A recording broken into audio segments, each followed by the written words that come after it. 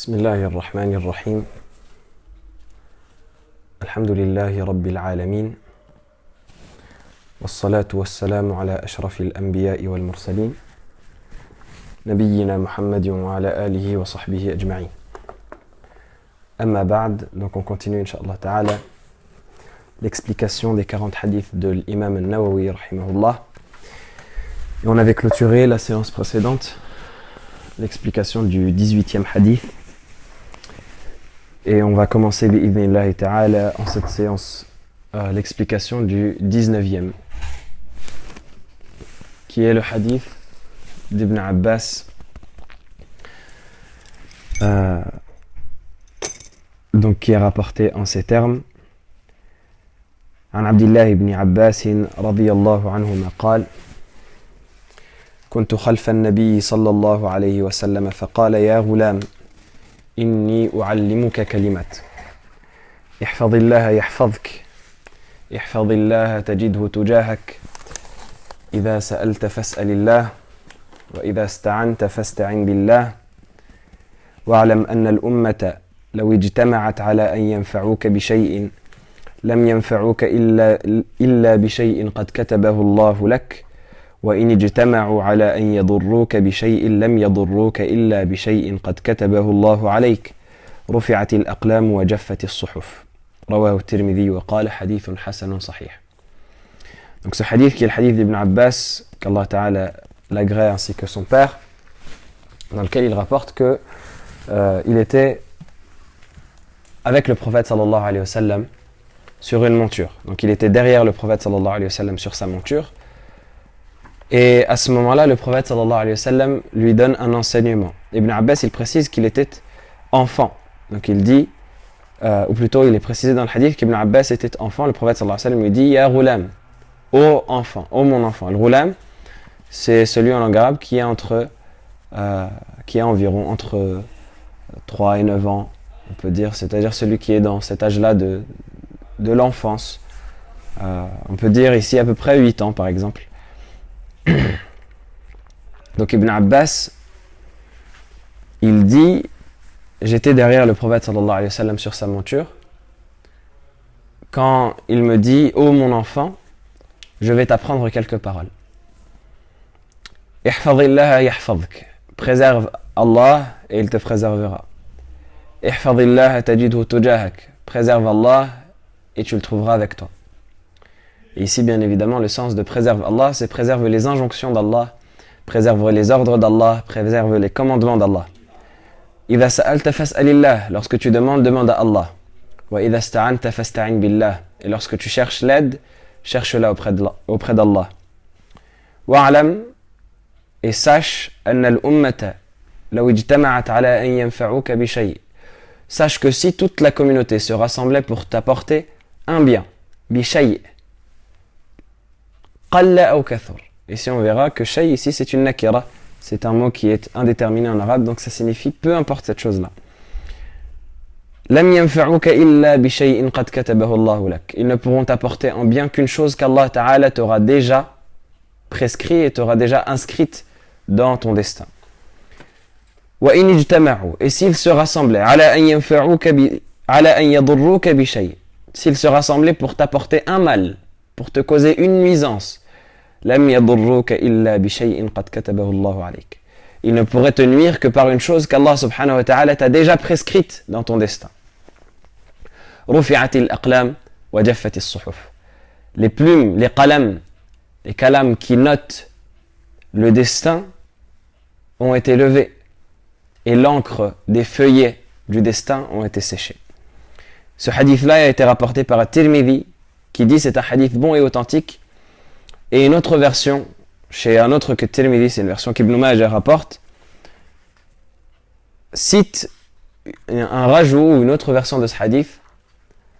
Le prophète sallallahu alayhi wa sallam dit: ihfadillah tajidhu amamak, préserve Allah, préserve les injonctions sacrées d'Allah et tu le trouveras auprès de toi.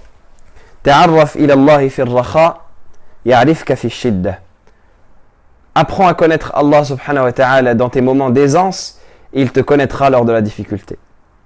Wa'alam anna ma akhta'aka lam yakun liyusibak. Et sache que ce qui t'a raté ne pouvait pas te toucher. Lam yakun li yusibak. Ici, vous pouvez voir que c'est un des nawasib pour les élèves de grammaire, de la classe de grammaire. Lam yakun li yusibak. Le lam ici. Wa ma asabaka lam yakun li yukhti'aka. Et ce qui t'a touché ne pouvait pas te rater. Wa'lam anna an-nasra ma'a as-sabr. Et sache que la victoire vient avec la patience. Wa anna al-faraja ma'a al-karb. Et que la délivrance vient après ou avec la peine et la tristesse. Wa anna ma'a al-usri yusra. Et avec la difficulté et la facilité. Donc ce hadith, c'est un hadith qui est énorme en enseignement. C'est un hadith qui comporte énormément d'enseignements et de sagesse, à tel point que Ibn al-Jawzi, rahimahullah, qui fait partie des grandes pointures dans la science, des grands savants, il disait, comme il est rapporté dans son livre Saïd al-Khatir, il disait Tadabbartu hadha al-hadith, j'ai médité sur ce hadith, fa'adhashani wa kittu atish. Il m'a tellement surpris que j'ai failli y perdre la raison. J'ai médité sur ce hadith et il m'a tellement surpris que j'ai failli y perdre la raison. Fawa asafa min al-jahli bi hadha al-hadith wa qillati at-tafahum li ma'nah. Quelle est triste la situation des gens qui ignorent ce hadith-là et qui sont très peu à en comprendre l'essence et à en saisir les significations. Il est tellement important ce hadith-là qu'Ibn Rajab, rahimahullah ta'ala, en plus de son explication des 40 hadiths de l'imam Nawawi que vous connaissez, il a écrit un livre spécialement pour l'expliquer. Il l'a appelé Nurul Iqtibas, la lumière des enseignements qu'on peut tirer, fi mishkati wasiyyati an-nabiy sallallahu alayhi wa sallam ibn Abbas. Cette lumière-là tirée des enseignements du prophète sallallahu alayhi wa sallam, de la lampe qu'est les enseignements du prophète sallallahu alayhi wa sallam à Ibn Abbas. Il a écrit tout un livre juste pour expliquer ce hadith-là. Tellement il est lourd, il est profond, tellement il est pertinent, tellement il est lourd d'enseignement et de sagesse. Et on va commencer, bi'idhnillahi ta'ala, une partie de l'explication de ce hadith, mais évidemment c'est un des hadiths les plus importants des 40 hadiths de l'imam Nawawi, donc on ne peut pas le traiter comme les autres, entre guillemets, dans le sens où c'est un hadith qui est particulièrement important, surtout à notre époque. Parce que ce hadith-là, il a résumé le véritable tawhid. Il a résumé la véritable unicité d'Allah subhanahu wa ta'ala à laquelle la personne doit s'attacher. Il a résumé ce que la ilaha illallah veut véritablement signifier. Si la personne, elle comprend ce hadith-là, elle aura compris la véritable signification de la parole la ilaha illallah. Et ce que signifie véritablement cette parole-là qui distingue le croyant du mécréant, qui distingue le monothéiste du polythéiste. C'est en cette parole-là que se résume toute la parole la ilaha illallah qui caractérise la foi de la personne et qui distingue cette foi-là de la mécréance et du doute. Et donc ce hadith-là, il est tout particulièrement important à notre époque où les tentations s'entremêlent, où la personne est entre les shubuhat et les shahawat, entre les ambiguïtés et les tentations et ne sait plus quoi croire ou à qui s'attacher. Donc ce hadith, le prophète sallallahu alayhi wa sallam, il commence par dire dedans ihfadillah yahfadk. Premièrement, le prophète alayhi salatu wassalam, pour recadrer le hadith et pour dresser le contexte, le prophète sallallahu alayhi wa sallam est avec Ibn Abbas. Ibn Abbas qui est son cousin, le fils d'Al-Abbas, Ibn Abdul Muttalib, son oncle. Donc Ibn Abbas qui est son cousin, qui est encore un enfant. Et le prophète sallallahu alayhi wa sallam le fait monter derrière lui sur sa monture. Ce qui signifie déjà, ce qui montre premièrement la modestie du prophète sallallahu alayhi wa sallam à faire monter derrière lui même des enfants. Alors que le prophète sallallahu alayhi wa sallam c'était le représentant de la Ummah, c'était le chef d'état des musulmans, c'était le commandeur des croyants, c'était le prophète, l'ami intime d'Allah subhanahu wa ta'ala, le prophète qu'Allah subhanahu wa ta'ala a envoyé pour clôturer tous les prophètes, et pourtant il monte sur une bête, il montait parfois sur des ânes, il montait sur n'importe quelle bête, et il faisait monter des gens derrière lui. Donc c'est pour montrer le comble de la modestie, et cette fois-ci c'est un enfant, alors qu'un autre roi aurait pu s'enorgueillir et dire premièrement personne ne monte avec moi, et encore moins un enfant. Donc ça montre la modestie du prophète sallallahu alayhi wa sallam. Et également, ça montre comme enseignement le fait que le prophète sallallahu alayhi wa sallam était avide de donner des enseignements. Le prophète alayhi salatu wa sallam aimait donner des enseignements et transmettre des sagesses dès qu'il le pouvait. Donc déjà, il y a la transmission générale et globale qu'Allah subhanahu wa ta'ala lui a ordonnée en tant que prophète. Ya ayyuhan nabiyyu balligh ma unzila ilayka min rabbik wa in lam taf'al fama ballaghta risalatihi risalatah. Où Allah subhanahu wa ta'ala lui dit au prophète, transmets ce qui t'a été transmis de ton Seigneur, ce qui t'a été révélé de ton Seigneur. Donc ça, c'est la transmission globale. Mais également, le prophète sallallahu alayhi wa sallam donnait des conseils à ses compagnons, donnait des avertissements quand il était nécessaire, ou des recommandations. Et ça fait partie de ces enseignements-là. Et le troisième point sur lequel on peut s'arrêter ici, c'est que Ibn Abbas était un enfant. Et le prophète sallallahu alayhi wa sallam lui donne un enseignement qui est censé le suivre toute sa vie. Parce que vous savez que ce qu'on apprend à un enfant, ça lui reste dans l'esprit jusqu'à la fin de ses jours. Comme le proverbe en arabe dit, Al-hifdhu ala as-sighar kan-naqshi fi al-hajar.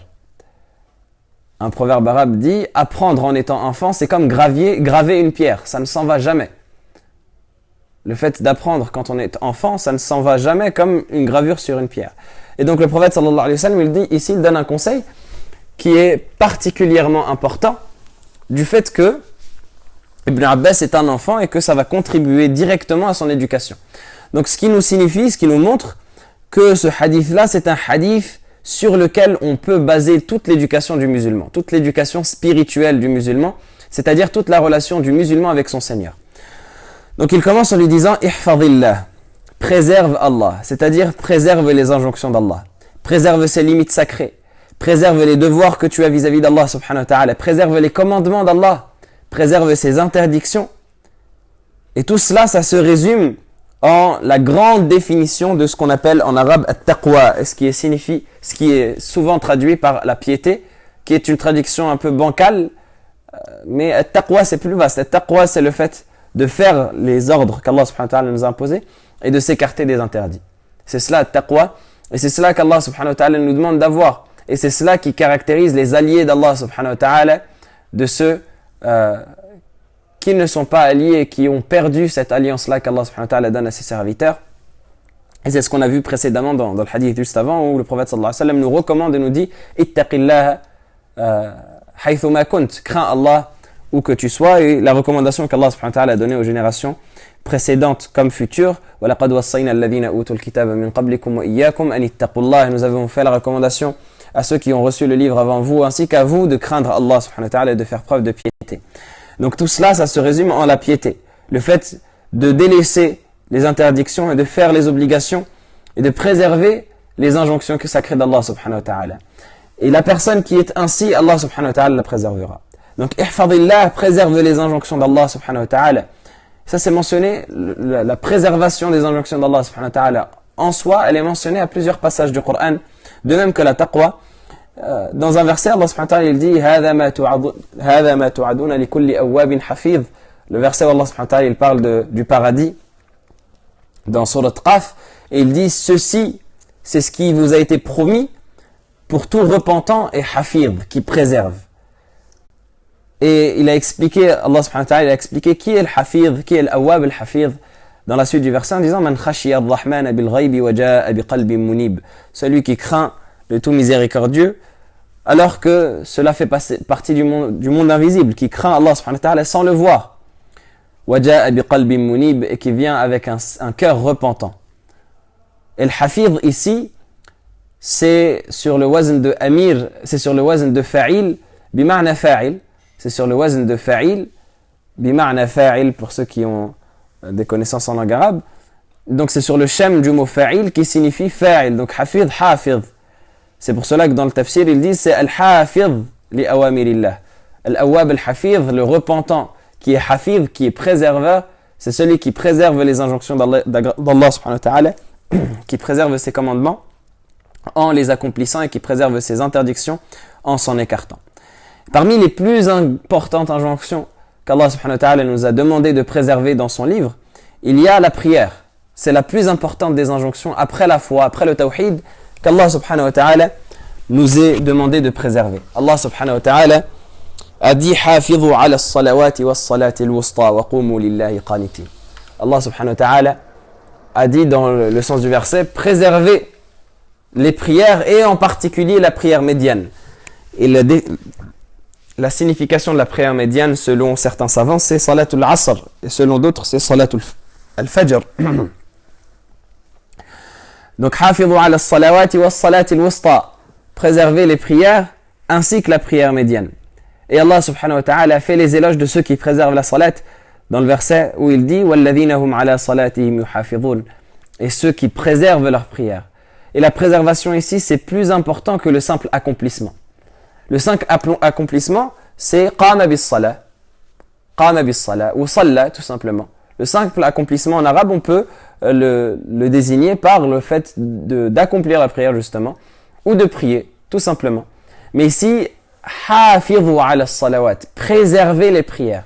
Ça signifie non seulement accomplissez-les, mais également accomplissez-les en leurs heures, accomplissez-les avec leurs conditions, avec leurs obligations, avec leurs actes recommandés, avec leurs actes méritoires. Accomplissez-les avec tout ce qui vous est imposé dans la prière et tout ce qui est méritoire dans la prière et tout ce qui est recommandé dans la prière.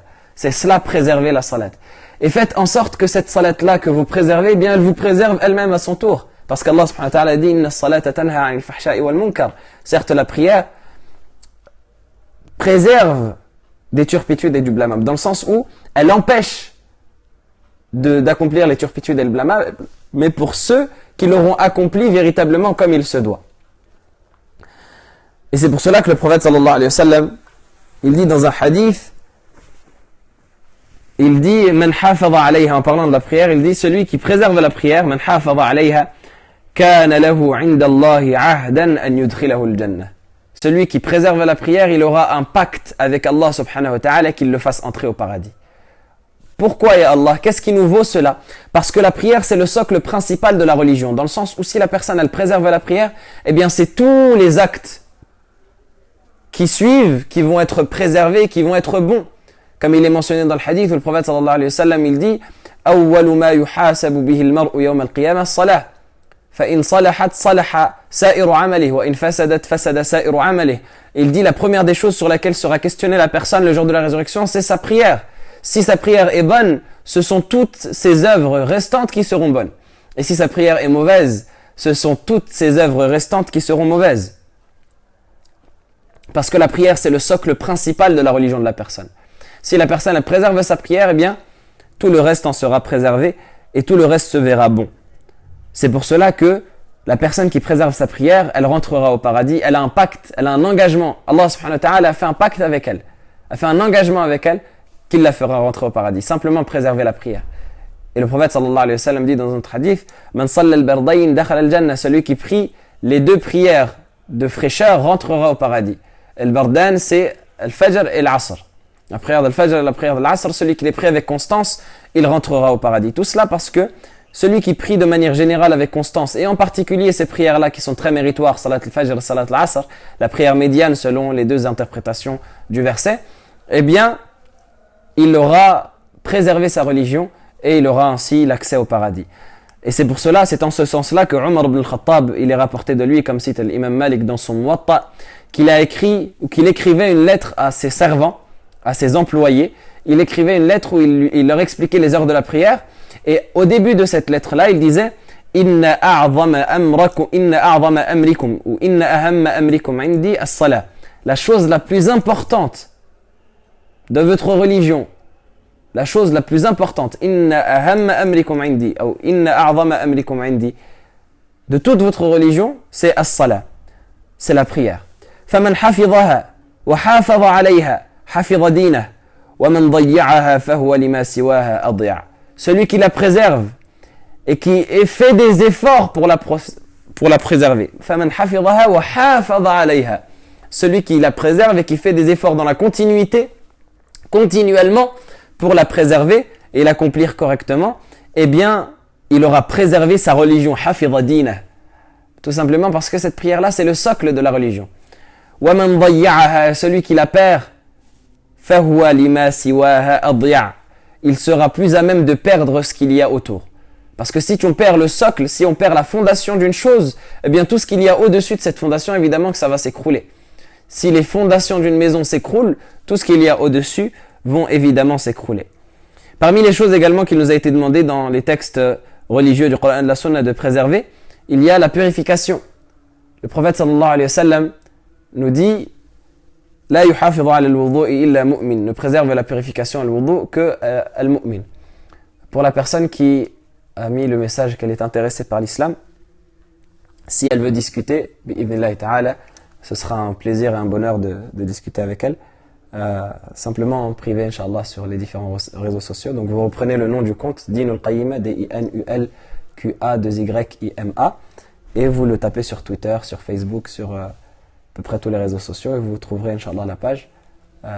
Je serai, Inch'Allah, heureux de discuter avec vous. Donc le prophète, sallallahu alayhi wa sallam, dit dans un hadith, ne préserve les ablutions, la purification rituelle, qu'un croyant. Parce que cette purification-là, elle est symbolique en islam. Vous savez que l'islam, c'est la seule religion qui impose aux fidèles une purification rituelle quotidienne. Au minimum quotidienne, si ce n'est plusieurs fois par jour. Cette purification-là rituelle, elle est à la fois physique et à la fois spirituelle. À la fois physique parce qu'elle lave le corps de la personne, donc on lave les mains, on lave la bouche, on lave le nez, on lave le visage, on lave les bras, on lave la tête, on essuie la tête, les oreilles et les pieds. Et également spirituelle parce qu'elle rappelle la purification de la personne, c'est-à-dire la purification de son âme, la purification des péchés, la purification des désobéissances. Donc tout cela, ça constitue une chose qu'il est important de préserver et d'accomplir assidûment. Et c'est pour cela que le prophète sallallahu alayhi wa sallam a dit que la personne qui accomplit assidûment la purification, elle est croyante. C'est un signe de foi. Et Bilal al-Habashi, radiyallahu ta'ala anhu, ce grand compagnon qui est Bilal, qui était aimé du prophète sallallahu alayhi wa sallam et qui a eu l'honneur d'être un des mu'adhin principaux du prophète sallallahu alayhi wa sallam, un de ceux qui faisaient l'adhan, l'appel à la prière, eh bien Bilal, le prophète sallallahu alayhi wa sallam un jour lui a dit « Oh Bilal, j'ai vu ou j'ai entendu tes pas avant moi au paradis. J'ai entendu tes pas avant moi au paradis. » Il lui a dit « Qu'est-ce que tu fais qui t'a valu cela ?» Et Bilal a dit « Je ne fais rien de particulier au messager d'Allah. La seule chose que je peux te citer, c'est que avant chaque prière, c'est qu'à chaque fois que je perds les ablutions, je les refais. Je refais les ablutions. Et à chaque fois que je refais les ablutions, je fais 2 unités de prière après celle-là. » Et le prophète sallallahu alayhi wa sallam a dit, c'est cela au Bilal. C'est cela au Bilal. Pour montrer que le fait qu'il préserve la purification, ça a été une des causes qui l'a fait rentrer au paradis. Et Allah subhanahu wa ta'ala a fait les éloges des gens de Quba. Pour ceux qui ont déjà visité Médine, il y a une bourgade proche de Médine, dans la banlieue de Médine, qui s'appelle Quba, qui est l'endroit où le prophète sallallahu alayhi wa sallam s'est arrêté avant de rentrer directement dans le centre-ville de Médine et d'y construire sa mosquée. Il a construit la première mosquée en islam à Quba. Et Allah subhanahu wa ta'ala a fait les éloges des gens de cette mosquée-là, de la mosquée de Quba, en disant « Fihi rijalun yuhibbuna an yatatahharu wallahu yuhibbul mutahhirin » En cette mosquée-là, de la mosquée de Quba, il y a des gens qui aiment se purifier et Allah aime ceux qui se purifient. Pourquoi est-ce qu'Allah subhanahu wa ta'ala a fait les éloges de ces personnes-là? C'est parce que lorsqu'ils faisaient leurs ablutions, ou lorsqu'ils faisaient leurs besoins, ils se lavaient. Premièrement, ils s'essuyaient les parties, et ensuite ils se lavaient. Donc ils rassemblaient entre l'essuyage sec et l'essuyage avec de l'eau et le lavage avec de l'eau. Et c'est en cela que Allah subhanahu wa ta'ala les a qualifiés de gens qui se purifient parce qu'ils faisaient attention à cette propreté-là rituelle qui caractérise le croyant.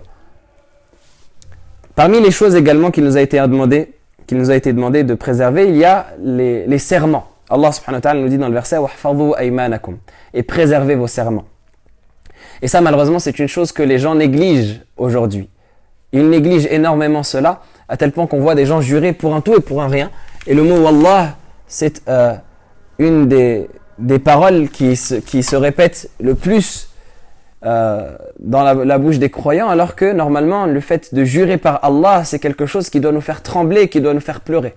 Aujourd'hui, on cite le mot « Wallah », à tout va, c'est devenu presque une locution ou un mot de liaison que les gens citent comme cela pour occuper leurs paroles ou pour combler un vide, alors que c'est une chose qui normalement doit nous faire frémir de terreur Et c'est pour cela qu'un des savants disait كثرة الحلف تدل على أنه ليس في قلب الحالف شيء من تعظيم الله عز وجل. Un des savants disait le fait de jurer abondamment montre qu'il n'y a rien dans le cœur de la personne comme glorification d'Allah subhanahu wa ta'ala. C'est-à-dire la personne, elle n'a rien dans son cœur comme glorification pour Allah subhanahu wa ta'ala. Elle ne respecte plus Allah. Parce que le nom d'Allah, c'est devenu quelque chose d'habituel. On entend certaines personnes parfois jurer avec le nom d'Allah subhanahu wa ta'ala et juste après dire des insultes. Et ça, c'est des choses qu'on entend très, très largement et très souvent, que ce soit en vrai ou sur les réseaux sociaux, de la part de certaines personnes qui se pensent ou se donnent une image de musulman, dans le sens où il n'a pas le comportement du musulman, mais il s'en donne quand même l'image, et il veut ramener son islamité et légitimer ainsi son côté un peu de voyou, je dirais comme cela, et il utilise le nom d'Allah subhanahu wa ta'ala pour jurer et dire des insultes ensuite. Et ça, c'est quelque chose d'extrêmement grave. Le nom d'Allah subhanahu wa ta'ala collé à des insultes, c'est quelque chose d'extrêmement grave. Pour vous dire, dans la récitation du Coran, certains savants ont considéré détestable de commencer un verset dont le premier mot est un mot négatif par Bismillahir Rahmanir Rahim. C'est-à-dire, si on commence au milieu d'une sourate et que le verset commence par un mot négatif, par exemple, Ash-shaytanu ya'idukumul faqr, le diable vous incite à la pauvreté, bien certains savants ont considéré détestable de commencer ce verset-là par Bismillahir Rahmanir Rahim. Tout simplement parce qu'ils considèrent que c'est détestable de coller le nom d'Allah subhanahu wa ta'ala ar-Rahman ar-Rahim à un nom mauvais comme Ash-shaytan. Alors que vous dire de jurer par Allah subhanahu wa ta'ala sur quelque chose de mauvais, c'est encore plus détestable et encore plus mauvais. Et c'est peut-être même quelque chose qui rentre dans le péché, wal-'iyadhu billah, ou même parfois l'affront qui peut amener à la mécréance, dans les cas les plus graves. Et donc, de manière générale, préservez ces serments, comme Allah subhanahu wa ta'ala nous dit, وَحْفَظُوا أَيْمَانَكُمْ, préservez vos serments, ne jurez pas pour rien. Ne prenez pas des serments pour rien et ne jurez pas dans le vide. Parmi également les choses qui nous ont été demandées de préserver, dans un hadith où le prophète sallallahu alayhi wa sallam évoque le corps de manière générale, un hadith où le prophète sallallahu alayhi wa sallam invite les compagnons à faire preuve de honte et de pudeur vis-à-vis d'Allah subhanahu wa ta'ala. Le prophète sallallahu alayhi wa sallam dit dans ce hadith que rapporte Tirmidhi et l'imam Ahmed également, il dit Istahyu min Allahi haqq al-haya. Faites preuve de véritable pudeur et de véritable honte, véritable gêne vis-à-vis d'Allah subhanahu wa ta'ala. Et les compagnons ont dit Ya Rasulallah, inna nastahi wa lillahi alhamd. Et regardez la réaction des compagnons. Ils disent Ô messager d'Allah, nous éprouvons de la pudeur et de la gêne, et la louange est à Allah. Donc ça montre que les compagnons ne voulaient pas se vanter, mais simplement ils voulaient que le prophète alayhi salatu, ou plutôt dire au prophète sallallahu alayhi wa sallam, signifier au prophète sallallahu alayhi wa sallam qu'il pensait avoir déjà cette chose-là. Donc ça montre que c'est autorisé dans certains cas de donner une de ces qualités entre guillemets, s'il y a un bien derrière cela, comme Yusuf alayhi salam a dit Ja'alni ala khaza'in al-ard inni hafidhun alim.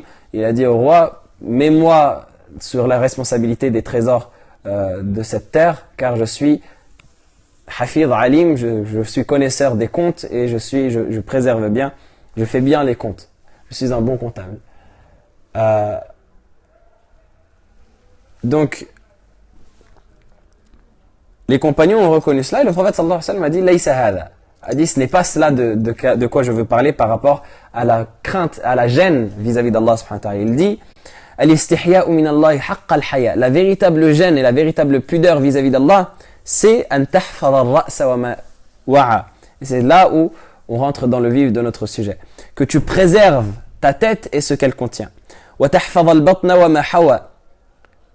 Et que tu préserves le ventre et tout ce qu'il contient, c'est-à-dire tout ce à quoi il se rattache. Wa an tadhkur al-mawta wal bila. Et que tu te rappelles de la mort et de la désintégration du corps dans sa tombe. وَمَنْ أَرَادَ الْآخِرَةَ تَرَكَ زِينَةَ الدُّنْيَا. Et celui qui veut l'au-delà, il délaisse la parure de ce bas monde. فَمَنْ فَعَلَ هَذَا فَقَدْ اسْتَحْيَا مِنَ اللَّهِ حَقَّ الْحَيَاءِ. Celui qui fait cela aura éprouvé vis-à-vis d'Allah subhanahu wa ta'ala une véritable gêne. que tu préserves ta tête et ce qu'elle contient. Ta tête et ce qu'elle contient, c'est-à-dire ta vue, ton ouïe, ta langue. Tu préserves tout cela de ne pas commettre des péchés, de ne pas dire des grossièretés, de ne pas proférer des mensonges, etc., de ne rien commettre de désobéissance et d'interdit avec ta vue, avec ton ouïe, avec ta langue. Et Allah subhanahu wa ta'ala dit à ce sujet, Inna as-sam'a wal basara wal fu'ada kullu ulaika kana anhu mas'oula.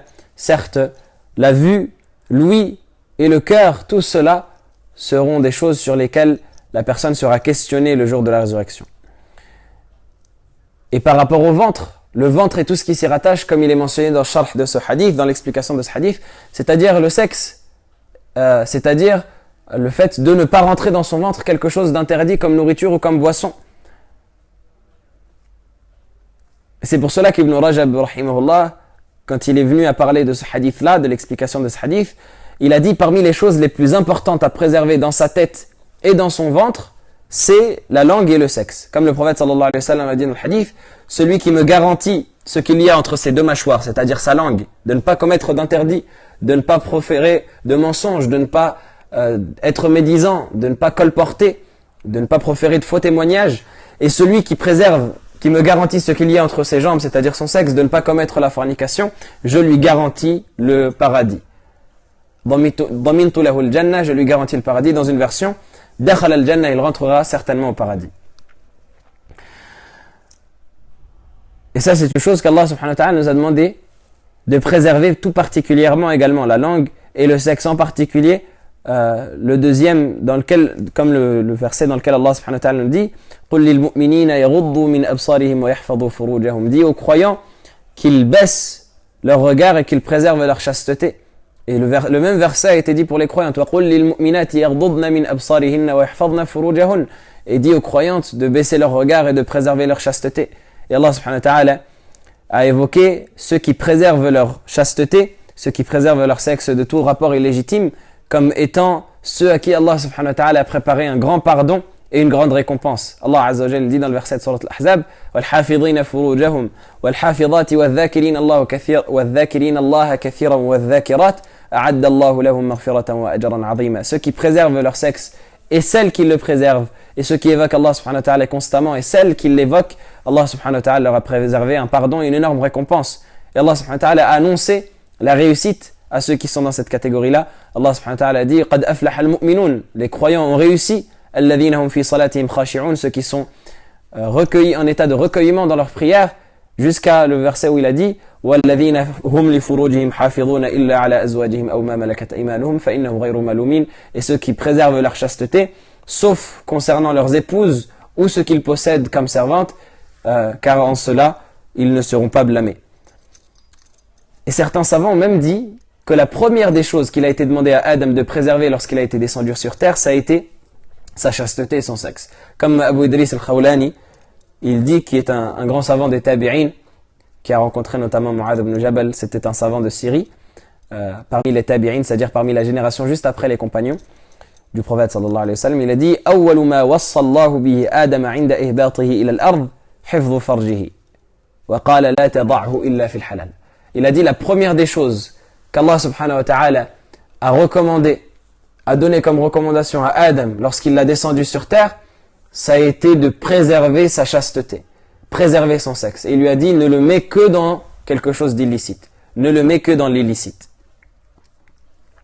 Et donc la personne qui préserve Allah subhanahu wa ta'ala dans toutes ces injonctions-là, particulièrement celles qu'on a mentionnées, qui sont citées tout particulièrement dans les textes du Coran et de la Sunna, Allah subhanahu wa ta'ala la préservera. Allah subhanahu wa ta'ala la récompensera de la même nature que son acte. Et ça, c'est une règle qui est connue chez les savants, qui dit « Al-jaza'u min jinsil amal ». C'est une règle, apprenez-la et retenez-la, c'est une règle qui revient très très souvent, et sur laquelle vous pouvez voir énormément d'exemples dans le Coran et dans la Sunna. Allah subhanahu wa ta'ala, il dit, ou plutôt la règle, elle dit « Al-jaza'u min jinsil amal », la récompense vient de la nature de l'acte. Parmi les nombreux exemples, un des hadiths qui va venir dans les 40 hadiths de l'imam al-Nawawi, où le prophète sallallahu alayhi wa sallam, il dit, celui que vous connaissez tous, من أعان Man satara musliman satarahu Allahu yawm al-qiyamah, celui qui couvre un croyant, Allah subhanahu wa ta'ala le couvre le jour de la résurrection. Celui qui aide un croyant, Allah l'aide. Wa man naffasa an mu'minin kurbatan min kurabi dunya, celui qui fait disparaître pour un croyant une des afflictions de ce bas monde, Allah subhanahu wa ta'ala lui fera disparaître une des afflictions de l'au-delà, etc., etc. Al-jaza'u min jinsil amal, la récompense, elle vient de la nature de l'œuvre. Et donc ici, la personne, elle a préservé les injonctions d'Allah, Allah le préservera. Allah subhanahu wa ta'ala le préservera comme, par exemple, le verset Allah subhanahu wa ta'ala dit « Wa awfu bi'ahdi ufi bi'ahdikum » et souvenez-vous de votre promesse vis-à-vis de moi, je me souviendrai de ma promesse. « Fadhkuruni adhkurkum » évoquez-moi, je vous évoquerai.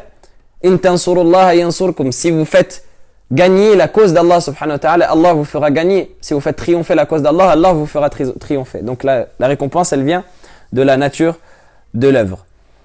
Et cette préservation qu'Allah subhanahu wa ta'ala donne à ses serviteurs, elle est de deux sortes. Allah subhanahu wa ta'ala préserve ses serviteurs de deux sortes. La première des sortes, c'est qu'il les préserve dans leur vie d'ici-bas. Il les préserve dans tout ce qui concerne leur vie d'ici-bas, c'est-à-dire tout ce qui va concerner leurs affaires mondaines. Et ça, cette préservation-là, elle peut être physique comme morale. Elle peut être physique comme morale. Quand je dis physique, c'est-à-dire que Allah subhanahu wa ta'ala, pour chaque croyant, il envoie deux anges pour le préserver de toutes les choses qui peuvent lui arriver de néfastes. Allah subhanahu wa ta'ala, il dit dans le verset « Lahu mu'aqibatun min bayni yadayhi wa min khalfihi yahfazunahu min amrillah » Allah subhanahu wa ta'ala, il dit « Il a des anges devant lui et derrière lui qui le préservent des choses qu'Allah subhanahu wa ta'ala a prescrites contre lui qui sont néfastes. » Donc Allah subhanahu wa ta'ala, il prescrit des choses de manière générale dans son destin, puis il préserve de manière spécifique ceux qu'il ne veut pas qu'ils soient touchés par cette chose-là, avec ces anges-là qu'il envoie pour le préserver. Donc chaque croyant a déjà, de la part d'Allah subhanahu wa ta'ala, deux gardes du corps, un devant lui et un derrière lui.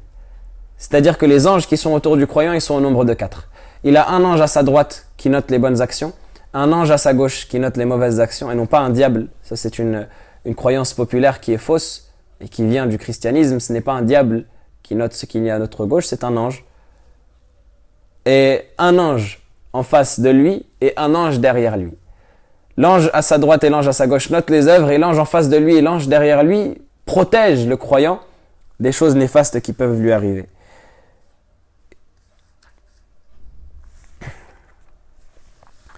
Et ces choses néfastes-là qui peuvent lui arriver, comme dit Mujahid, qui était un des Mujahid ibn Jabr, qui était un des élèves d'Ibn Abbas et un des grands savants du tafsir,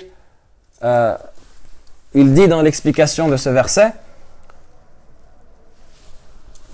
Ma min abdin, il n'y a pas un serviteur, illa lahu malakun yahfazuhu fi nawmihi wa yaqadatihi min al-jinni wal-insi wal-hawam.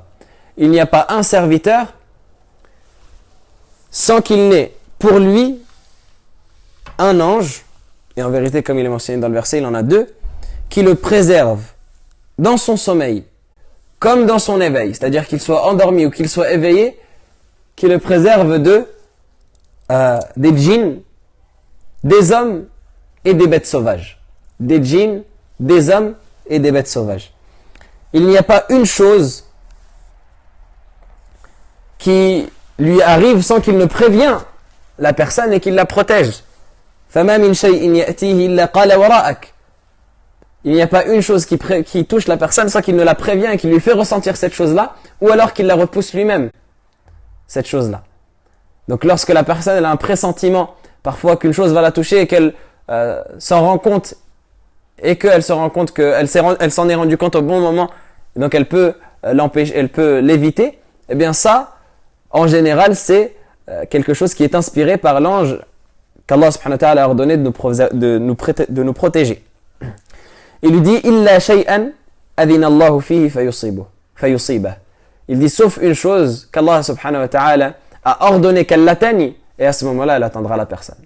Comme on a vu dans ce hadith-là dont on verra l'explication plus tard, il dit wa'alam annahu, où il dit sache qu'il n'y a pas une chose qui te touche sans que, ou sache que si toute l'humanité elle se rassemblait pour te toucher avec une chose, elle ne te toucherait qu'avec une chose qu'Allah subhanahu wa ta'ala t'a déjà prescrite et imposée. Et ça, c'était une invocation que le prophète sallallahu alayhi wa sallam faisait très souvent, où il demandait à Allah subhanahu wa ta'ala qu'il le préserve et qu'il le protège dans ce bas monde et dans l'autre. Parmi les invocations que le prophète sallallahu alayhi wa sallam récitait au matin et au soir, il disait Allahumma inni as'aluka al-afiyata fi dunya wal akhirah, wa Allah subhanahu wa ta'ala, ou Allah, je te demande la préservation dans ce bas monde et dans l'autre. Allahumma inni as'aluka al-afwa wal afiyata fi dini wa dunyai, wa Allah subhanahu wa ta'ala, je te demande de me pardonner et de me préserver dans ma religion et dans ma vie d'ici-bas. Wa ahli wa mali, dans ma famille et dans mes richesses. Allahumma astur awrati, ou Allah, couvre mes défauts. Wa amin rawati, et rend paisible mes peurs, apaise mes peurs. Wa hfadhni min bayni yadayya wa min khalfi, préserve-moi et protège-moi devant moi et derrière moi. Wa an yamini wa an shimali, à ma droite et à ma gauche. Wa min fawqi wa a'udhu bi'azamatika an uqtala min tahti, préserve-moi d'en haut et je cherche protection près de ta grandeur, que je sois englouti de par le bas. Également, les savants disent que la personne qui préserve Allah subhanahu wa ta'ala dans sa jeunesse, Allah subhanahu wa ta'ala le préservera dans sa vieillesse. Et Allah subhanahu wa ta'ala le préservera de toutes les choses mauvaises qui peuvent lui arriver à l'âge avancé, s'il a préservé les injonctions d'Allah subhanahu wa ta'ala au moment où il était jeune. Et ça, c'est mentionné notamment dans un hadith que cite al-Bukhari dans l'Adab al-Mufrad, où le prophète sallallahu alayhi wa sallam il dit, je n'ai plus en tête le texte en arabe, mais dans le sens, le prophète alayhi salatu wa sallam il dit qayyadallahu lahu, il dit celui qui montre du respect vis-à-vis d'un homme qui a un âge avancé, Allah subhanahu wa ta'ala qayyadallahu lahu, il lui accordera au moment où lui-même aura atteint l'âge avancé un jeune homme qui s'occupera de ses affaires quand il sera en incapacité de s'en occuper. Ça montre encore une fois que al-jaza min jinsil amal. Et de manière générale, celui qui préserve Allah subhanahu wa ta'ala, Allah le préservera de toutes les mauvaises choses, et même après sa mort. Même après sa mort, Allah subhanahu wa ta'ala sera là pour le protéger, lui et sa famille. N'est-ce pas que vous avez tous en tête l'histoire des gens de Al-Kahf, ou l'histoire qui est mentionnée dans Surat Al-Kahf, pardon, où vous avez Moussa al-Khidr, et on va terminer avec cela, Inch'Allah. Vous avez Moussa al-Khidr qui partent en voyage, et Moussa reçoit des enseignements d'Al-Khidr, et il passe par un endroit où Al-Khidr et lui et Moussa demandent le gîte, et les gens ne leur accordent pas. Et donc, ils se font refuser l'accueil, et malgré cela, Al-Khidr se met à construire un mur ou se met à reconstruire un mur qui allait s'affaisser. Il se met à reconstruire un mur qui allait s'affaisser. Et Moussa lui pose la question et lui dit, mais pourquoi est-ce que tu leur reconstruis ce mur-là? Au moins demande-leur une rétribution derrière pour qu'on puisse s'accorder à nous-mêmes le gîte et la nourriture. Et Al-Khidr lui rapportera ensuite, il dit, وَأَمَّا الْجِدَارُ فَكَانَ لِغُلَامَيْنِ يَتِيمَيْنِ فِي الْمَدِينَةِ. Quant à ce mur-là, il appartenait à deux orphelins dans la ville. وَكَانَ أَبُوهُمَا صَالِحًا. Et leur père était pieux. Leur père était pieux. Donc le fait que leur père était pieux, Allah subhanahu wa ta'ala a préservé les enfants qui étaient orphelins, malgré le fait qu'il était mort. Parce que le père avait creusé en dessous de ce mur-là un trésor, et il voulait que ses enfants atteignent l'âge de la puberté pour sortir eux-mêmes le trésor et pour en profiter. Alors que si le mur allait s'écrouler avant qu'ils atteignent l'âge de la puberté, eh bien les gens du village l'auraient volé, ce trésor-là. Et pourtant Allah subhanahu wa ta'ala a préservé cet homme-là dans sa famille, malgré le fait qu'il était mort et qu'il ne pouvait plus s'occuper de ses propres enfants. Allah subhanahu wa ta'ala l'a préservé et a envoyé quelqu'un, et ce n'est pas n'importe qui, c'est Al-Khidr avec Moussa. Donc Al-Khidr, un des alliés d'Allah subhanahu wa ta'ala, un des pieux, avec Moussa alayhi salam, un des prophètes, des meilleurs prophètes qu'Allah subhanahu wa ta'ala a envoyés. Il les a envoyés les deux pour reconstruire ce mur-là qui allait s'écrouler pour ses enfants. Donc ça montre à quel point la piété de l'homme, elle a fait en sorte que ses enfants soient préservés après lui, comme il est dit dans le tafsir de ce verset. Innahuma hufidha bi salahi abihima. Ces enfants-là, ils ont été préservés par la cause de la piété de leur père. Et Saïd ibn al-Musayyib, qui était un des grands savants parmi les pieux prédécesseurs, il disait à son fils, à son enfant, il disait la azidanna fi salati min ajlik raja'a an ahfadha fik. Il disait raja'a an uhfadha fik, afwan. Il disait je rajouterai des prières pour toi par espoir que tu sois préservé par ma cause. Raja an uhfadha fik. Par espoir que tu sois préservé par ma cause, par la cause de la multiplication de mes prières. Et ensuite il récitait ce verset-là, wa kana abuhuma saliha. Et Omar ibn Abdul Aziz, il disait, ma min mu'min yamut illa hafidhahu Allah fi aqibihi wa aqibi aqibihi. Il disait, il n'y a pas un croyant qui meurt sans qu'Allah subhanahu wa ta'ala ne le préserve dans sa descendance et dans la descendance de sa descendance. Pour montrer à quel point la préservation d'Allah subhanahu wa ta'ala s'étend aux générations futures. Et Ibn al-Munkadir, Muhammad ibn al-Munkadir, qui faisait partie des salaf, il disait lui aussi, Inna Allah la yahfadhu بالرجل الصالح ولده وولد ولده والدويرات التي حوله فما يزالون في حفظ من الله وستر. Il disait Allah subhanahu wa ta'ala, il préserve par une seule personne pieuse. Pour une seule personne pieuse, il préserve ses enfants et les enfants de ses enfants et les maisonnées qui sont autour de lui, tous ensemble, et ils restent sous la protection d'Allah subhanahu wa ta'ala et sous sa préservation par la cause de cette personne-là pieuse. C'est-à-dire, imaginez, une personne pieuse dans un village, bien tout le village est préservé par la cause de cette personne-là pieuse. Les enfants de cette personne-là pieuse et les enfants de ses enfants, sur plusieurs générations, ils sont préservés simplement par la cause de cette personne pieuse. Regardez à quel point être avec Allah subhanahu wa ta'ala et préserver les injonctions d'Allah subhanahu wa ta'ala, ça nous donne ce rang-là énorme, qui est le fait qu'Allah subhanahu wa ta'ala nous préserve et nous protège dans notre vie et après notre mort, et même par rapport à notre descendance. On demande à Allah subhanahu wa ta'ala qu'il nous considère tous parmi ceux qui préservent ses injonctions et qu'il nous permette d'atteindre ce rang élevé qui est la piété et la préservation de ces recommandations. Wallahu a'lam wa sallallahu wa sallam wa barik ala sayyidina Muhammad wa ala alihi wa sahbihi ajma'in. سبحانك اللهم وبحمدك اشهد ان لا اله الا انت نستغفرك ونتوب اليك سبحان ربك رب العزه عما يصفون وسلام على المرسلين الحمد لله رب العالمين.